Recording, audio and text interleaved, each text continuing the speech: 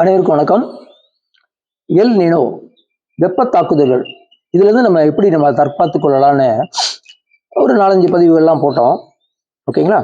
அதை தொடர்ந்து நாம் நடைமுறை வாழ்க்கையில் இதெல்லாம் ஃபாலோ பண்ணணும் அப்படின்னு இப்போ பேசுகிறோம். இப்போ குடிக்கிற நீரை பற்றி பேசுகிறோம். மண்பானை நீர் உடலை எதிர்ப்பாற்றலை அதிகரிக்கும்.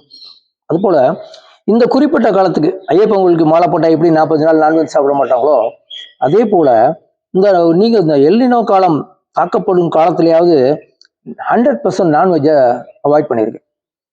முதல் கட்டம் நான்வெஜ்ஜை இந்த 45 நாள் இல்லை 2 மாத காலத்துக்கு நான்வெஜ் அவாய்ட் பண்ணுங்க.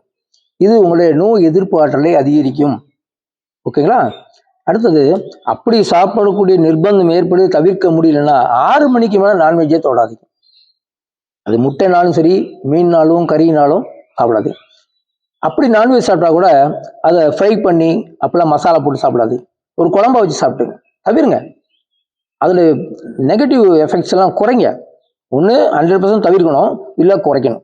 அப்போ நான்வெஜ்ஜை இந்த வெப்ப காலத்தில் சாப்பிடாம இருக்க முயற்சி பண்ணுங்க. வறுத்தது பொரிச்சதெல்லாம் கம்மி பண்ணுங்க. 6 மணிக்கு மேலே நான்வெஜ்ஜே சாப்பிடாதீங்க. ஓகே? இது உங்களுடைய உடல் வெப்ப ஆற்றலை எதிர்ப்பு ஆற்றலை அதிகரிக்கும். ஓகேங்களா? அதே போல் இன்னொரு விஷயம் என்னன்னா,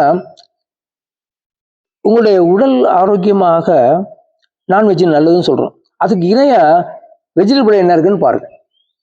இப்போ B12 விட்டமின் மட்டனில் இருக்குது, பீஃபில் இருக்குது. அப்போ அது சாப்பிடுங்க, என்ன ஆகும்? பச்சை பட்டாணி சாப்பிடுங்க. ஏழு புரோட்டீன் இருக்கும், அதை சாப்பிடுங்க. தவிர்க்க முடியலன்னா முட்டையில் வெள்ளைக்கரு மட்டும் சாப்பிடுங்க, மஞ்சக்கரு அவாய்ட் பண்ணிடுங்க. ஸோ எளிமையாக ஜீரணமாகக்கூடிய உணவுகளை தேர்ந்தெடுத்து சாப்பிட்டீங்கன்னா உங்களுடைய வெப்ப ஆற்றலை, உள் வெப்ப ஆற்றலை அதிகரித்து வெளி வெப்ப ஆற்றலை தாங்கக்கூடிய திறன் உடலுக்கு வந்துடும். அவ்வளோதான். முள்ளால் எடுக்கிற மாதிரி உங்கள் உடல் வெப்ப ஆற்றலை அதிகரித்து வெளியில் உள்ள வெப்ப ஆற்றலாம் நீங்கள் தடுக்கிறீங்க. நீங்கள் என்ன பண்ணுறோம், நம்ம என்ன பண்ணுறோம், உள்ள குளிர்ந்த பொருளாக போட்டு அதை தடுத்துடலாம் நினைக்கிறீங்க. உள்ள குளிர்ந்த பொருள் போட போட வெப்பத்தை தாங்கக்கூடிய சக்தியை உடல் இழந்து விடும். கேட்டுங்களா? அதே போல் முடிஞ்ச அளவுக்கு நைட்டு இந்த வெப்ப காலத்தில் ஏசி நல்லா இருக்குங்க, ஏசியில் படுக்காதீங்க. 2 ஃபேன் 3 ஃபேன் போட்டுக்கங்க. எக்ஸாஸ்ட் ஃபேன் போட்டுக்குங்க. இல்லை தூங்குறதுக்கு முன்னால் ஏசியை நல்லா கூல் பண்ணி ரூமை டெம்பரேச்சர் கூல் பண்ணிவிட்டு ஏசி ஆஃப் பண்ணிட்டு போய் படுத்துருங்க. ஏசியில் படுக்க உங்களுடைய வெப்ப ஆற்றல் தாங்கக்கூடிய திறன் குறையும். வெளியே தாங்கக்கூடிய வெயிலுடைய அளவை தாங்கக்கூடிய சக்தி ரொம்ப குறையும். தோள்கள் சுருக்கமடையும். தோள்கள் தன் தகுதியை இழந்து விடும். பாடியில் டெம்பரேச்சர் தோல் தான் மெயின்டைன் பண்ணுவோம், அது மெயின்டைன் பண்ணாது.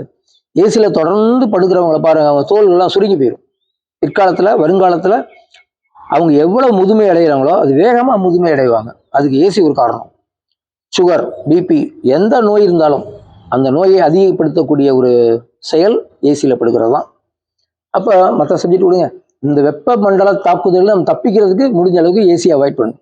கூலிங் வேணும், ஆனால் பகலில் ஏசியில் இருந்தால் கூட உடல் இயக்கம் இருக்கணும். வெளியே வெயில் இருக்கும், வேலை செய்வோம், குனிவோம், எல்லாம் செய்வோம்.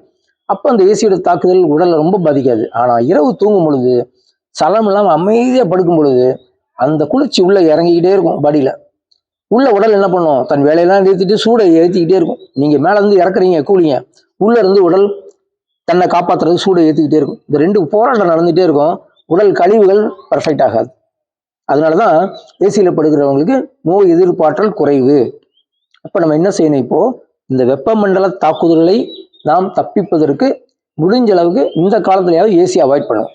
என்னங்க வெயில் காலத்துலாம் ஏசி வேணும், ஏசி போய் வேணான்றீங்களே, ஏசி போட்டுருங்க. பகலில் போடுங்க, கொஞ்சம் பாடி கூல் பண்ணிங்க, திருப்பி வெளியே வாங்க. ஆனால் இரவு கண்டிப்பாக ரூம் டெம்பரேச்சர் குறைச்சிட்டு ஏசி ஆஃப் பண்ணிட்டு படுங்க. இதுவும் உங்களுடைய உடலை, உங்கள் தோலை பாதுகாக்கும். வெளியில் வரக்கூடிய வெப்பமண்டல தாக்குதல்களை எதிர்க்கக்கூடிய ஆற்றல் உடலுக்கு ஏற்படும். இப்படி ஒரு சில விஷயங்களை தெரிந்து கொண்டு அதை நடைமுறைப்படுத்தி இந்த இயற்கை பேரழிவிலிருந்து நம்மை காத்துக்கொள்ள வேண்டும்.